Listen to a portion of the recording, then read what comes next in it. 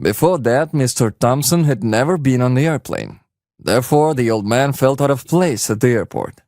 Finally, overcoming his inner anxiety, he carefully looked around and decided to act as everyone else did. Mr. Thompson was sure in his heart that they knew exactly what to do in such situations. To the man who grew up in a Iowa farm, checking in at the airport seemed like an impossible and fantastic event. Mr. Thompson didn't know that when passing through the frame of the metal detector, the meticulous sensor would react to the large buckle of their trouser belt, which the old man wore all the time. Fortunately, the airport staff treated the man from the province with understanding and helped him to pass on. Despite the fact that Edward Thompson dressed in the most elegant clothes for his trip, people around him still looked at him with poorly concealed contempt and condemnation. Most likely the passengers mistook the elderly man for an ordinary tramp who somehow found himself at the airport. Therefore, the girl working at the reception desk was very surprised to learn that the old man was flying business class. At the same time, faced with the required formalities, Mr. Thompson almost missed his flight, following the passengers who had to fly in completely different direction. Only thanks to the help of the airport worker, the old man got to the gate, which was indicated in his boarding pass. To Mr. Thompson's great delight, there was already a bunch of passengers waiting to board the flight. "Sir, please stay where you are, so as not to get lost in the crowd again," the employee added, and patted the old man on the shoulder encouragingly.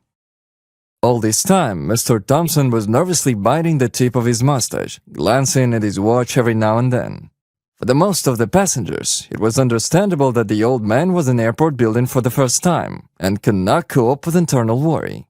At that moment, the boarding was announced, and the stewardess, smiling affably, led the passengers behind her. Looking around in surprise, Mr. Thompson entered the corridor connecting the airport with the plane. To the relief of the old man, a flight attendant immediately approached him and pointed to the seat indicated on his boarding pass. Mr. Thompson carefully sat down on his chair and looked around. He had to fly next to a plump man dressed in a business suit, who looked at the old man with an obvious displeasure.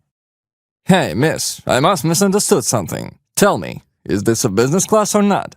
the fat man asked with emphasis. "Mr. Miller, calm down, please. This is indeed a business class," the stewardess said, realizing that such an answer would obviously not suit the quarrelsome passenger. "Then why should I fly next to this poor old man? Did you have a mistake during the boarding?" objected the restless neighbor of Mr. Thompson. In response to this, the stewardess began to twitter that an error was impossible, and all passengers were sitting according to the seats indicated in their boarding pass.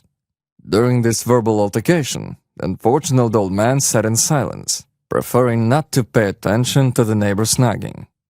Unfortunately, due to the scandalous nature of Mr. Miller, the passengers of the airliner were divided into two warring camps. Some sympathized with the old man, while others, on the contrary, were openly against his presence in the business class. But not everyone the prevailing arbitrariness. To the surprise of the old man, the guy who had previously behaved calmly and did not support either side stood up for him. "If you don't respect all of us, then at least respect Mr. Thompson, because he's at least twice your age," the guy remarked, resolutely pursing his lips. After the stranger words, Mr. Miller became noticeably embarrassed and stared out of the window with a bored look. But tension in the cabin could not be eliminated. Trying to save the situation, Mr. Thompson whispered to the stewardess and offered her a compromise. "Ma'am, let me continue the flight in the economy class. It will be safer for everyone this way," the old man added, rising resolutely from his seat. At the same time, tears welled up in his eyes, and it seems that at that moment he realized the insignificance of his position. Fortunately, his scandalous neighbor came to the aid of the old man, who said, "Come on, Grandpa, just sit. Where are you going to go?" In response to his words, Mr. Thompson sighed wearily and settled himself more comfortably in his chair.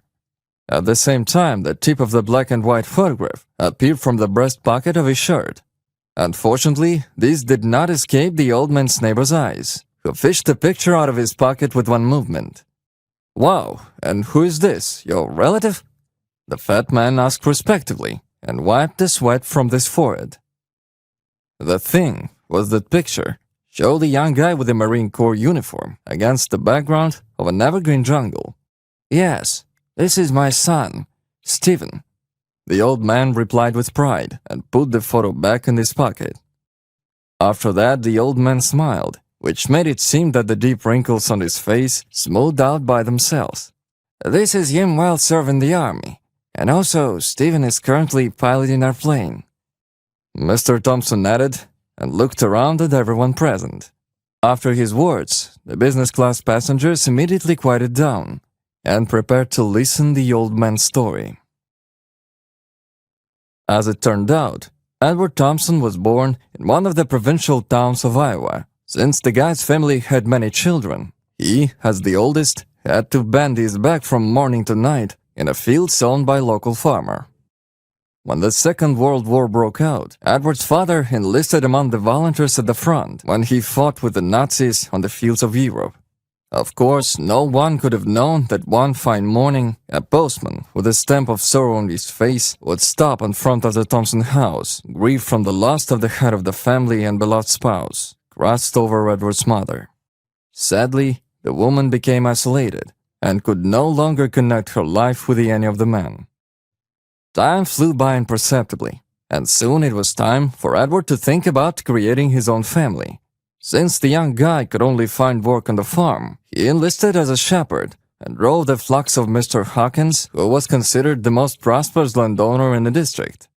At the same time, he met Catherine, who was the daughter of the farmer.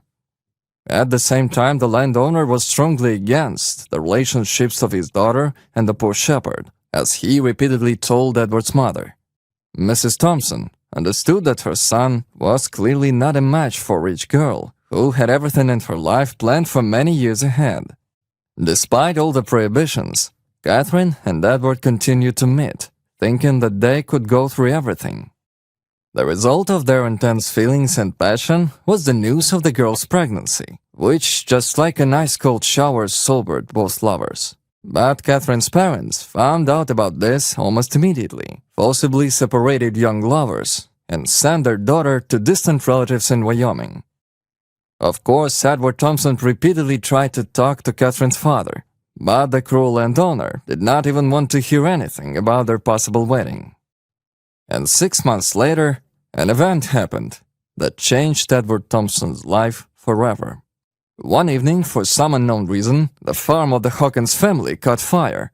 Despite the fact that the fire was noticed in time, the old buildings in the estate burned almost to the ground. At the same time, Catherine's father died in a fire. He was among the first to rush to fight the fire.